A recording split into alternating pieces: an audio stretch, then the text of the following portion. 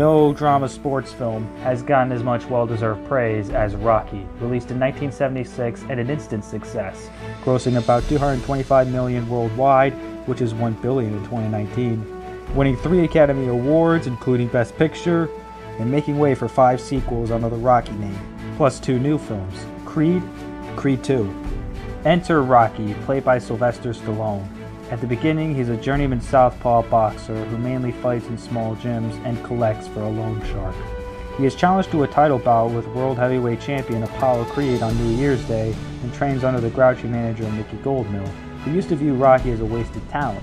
In the meantime, Rocky builds a relationship with Adrian, who works part-time at a pet shop, and her brother Paulie works as a cornerman for Rocky, who even agrees to advertise the meatpacking business that Paulie works for. If that's a lot to soak in, then that's Rocky for you. The first installment is more about character building than the rest of the Rocky films were. This first installment mainly had the purpose of beginning the story of the Italian Stallion. The second film onwards had the idea to continue the story and tell us more about the characters. Only Rocky II, Rocky III, and Rocky Balboa were able to handle this well. But let's keep our focus on the first installment for now. In this film, we already feel bad for Rocky. He has a bulky outward appearance, so you wouldn't think of him as a nice guy, but underneath his strong muscles, he is kind-hearted. But that doesn't get him respect from his loan shark, does it? Nah, he wants his enemies to fear him. That's why he wants Rocky to break their thumbs.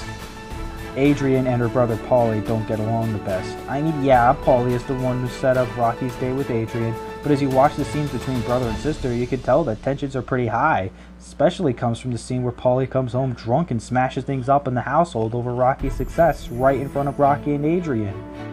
This is interesting because Rocky and Adrian's romance is truly believable and it's something you want to feel complete, especially in the ice rink scene where we see that they are polar opposites. Rocky tries to tell jokes, but they're not all that funny to Adrian, but they work for the audience because we can see that he's trying to be funny.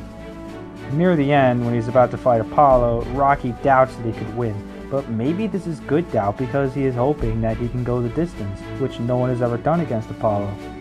That's a really good message that comes from this movie. It's not about winning, it's about doing your best and sharing that moment with those you care for.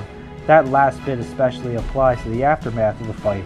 Even though Apollo won by split decision, Rocky was happy that Adrian was there to see him get as far as he did, and she was happy that Rocky worked hard to get where he is. Of course, that wasn't the end of the story. Rocky II would see him rematch against Apollo, and the rest of the movies would see him face more opponents.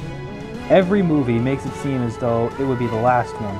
Even the first movie had some talks about retirement, but of course, after every movie comes another. Then starting with Creed, he finally passes the torch to another contender. If I were to rank the Rocky movies, none of them would beat the true, the classic, the original masterpiece.